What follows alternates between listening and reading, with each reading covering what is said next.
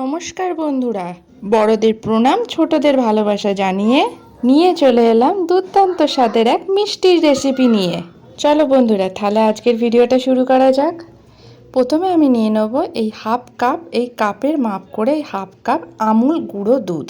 এই রেসিপির প্রতিটা উপকরণ আমি এই কাপটার মাপ দিয়েই নেব। প্রতিটি উপকরণ যদি সঠিক মাত্রায় থাকে তাহলে আমাদের রেসিপিটাও খুব সুন্দর, খুব সুস্বাদু হবে। তারপর ওই গুঁড়ো দুধের মধ্যে আমি দিয়ে দেবো চা চামচের হাফ চামচ বেকিং পাউডার। এরপর আমি দেব চা চামচের 1 চামচ ময়দা। এই ময়দাটা কিন্তু অবশ্যই তোমরা ব্যবহার করবে। এরপর দিয়ে দিচ্ছি 1 চামচ ঘি। আসলে ঘিটা আমার ফ্রিজে ছিল বলে একটু জমাট বেঁধে গেছে। এরপর দিয়ে দেবো একটা ডিম, গোটা ডিম। ডিমটা আমি ফার্স্টে ভালো করে ফেটিয়ে নিচ্ছি। আর এই ডিমটা কিন্তু তোমরা অবশ্যই রুম টেম্পারেচারের ইউজ করবে। ফ্রিজ থেকে বার করে ডিমটা তোমরা দেবে না, অবশ্যই খেয়াল রাখবে এটা যেন রুম টেম্পারেচারে হয়। এখানে আমি ডিমটা পুরোটা দেব না, অল্প অল্প করে দিয়ে আমাকে এই ডোটা মেখে নিতে হবে। দেখো তোমরা, আমি অল্প অল্প করে দিয়ে ডোটা মেখে নিচ্ছি। সমস্ত উপকরণগুলো ভালো করে মিশিয়ে মাখতে হবে। আর হ্যাঁ, তোমরা বেকিং পাউডারের জায়গায় ওখানে বেকিং সোডাও ইউজ করতে পারো। আর অবশ্যই কিন্তু ময়দাটা ইউজ করবে। ময়দাটা ইউজ করতে তোমরা ভুলবে না।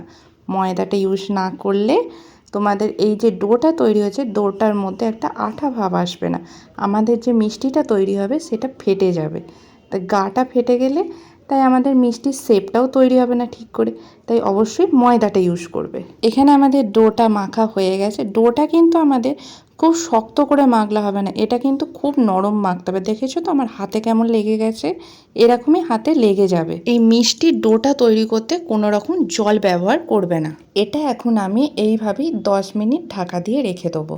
10 মিনিট পর ঢাকনা খুলে দেখবে ডোটা আমাদের রেডি হয়ে গেছে। হাতের যে লেগে যাওয়া ভাবটা ছিল সেটা আর থাকবে না। তারপর আমি হাতে একটু ঘি অথবা সাদা তেল বুলিয়ে নিয়ে একটু মিষ্টি তোমাদের মনের মতো করে শেপ দিয়ে নেবে। কেউ গোল চাইলে গোল, লম্বা চাইলে লম্বা। আমি এখানে লম্বা লম্বা করে মিষ্টির শেপটা দিয়ে নিচ্ছি। আর এই দেখো আমার ডোটা অতি কম খরচে বাড়িতেই তৈরি করে ফেলবো দোকানের স্টাইলের রসমালাই। দেখো কতগুলো আমি এখানে মিষ্টির শেপ দিয়েছি। তোমরা তোমাদের মনের মতো করে মিষ্টির শেপ দিয়ে নিতে পারো। তাই তোমরাও একবার ট্রাই করে দেখতে পারো এই রেসিপিটা বাড়িতে। রসমালাইয়ের মিষ্টির শেপটা তো তৈরি হলো, কিন্তু রসটাই তো তৈরি হলো না। চলো বন্ধুরা, রসমালাইয়ের রসটা কিভাবে তৈরি করি সেটা তোমাদের সঙ্গে শেয়ার করি। এখানে দিয়ে দিলাম ওই কাপেরই 1 কাপ দুধ। দেখতেই পেলে তোমরা দুধ। তারপরে দিয়ে দিলাম 4টে এলাচ। এই দুধটা কিন্তু লিকুইড দুধ। এই লিকুইড দুধটা আমি 1 কাপ দিলাম। দুধটা ফুটে এলে দিয়ে দিলাম স্বাদ মতো মিষ্টি। এখানে তোমরা তোমাদের স্বাদ মতো মিষ্টিটা ইউজ করবে। তারপর দিয়ে দিচ্ছি রসমালাইয়ের মালাই ভাবটা আনার জন্য পরিমাণ মতো আমি এখানে দিয়েছি 2 চামচ গুঁড়ো দুধ, আমুল গুঁড়ো দুধ। আমি এখানে 1 কাপ যেহেতু লিকুইড দুধ ইউজ করেছি তাই আমি দিলাম 2 চামচ গুঁড়ো দুধ। তোমাদের যদি লিকুইড দুধের পরিমাণটা একটু বেশি থাকে তাহলে তোমরা গুঁড়ো দুধের পরিমাণটাও 2 চামচের জায়গায় একটু বেশি দেবে। সেটা তোমাদের পরিমাণ মতো এখানে এটা তোমরা ব্যবহার করবে। দুধটা দেখো এখানে আমার ফুটে গেছে।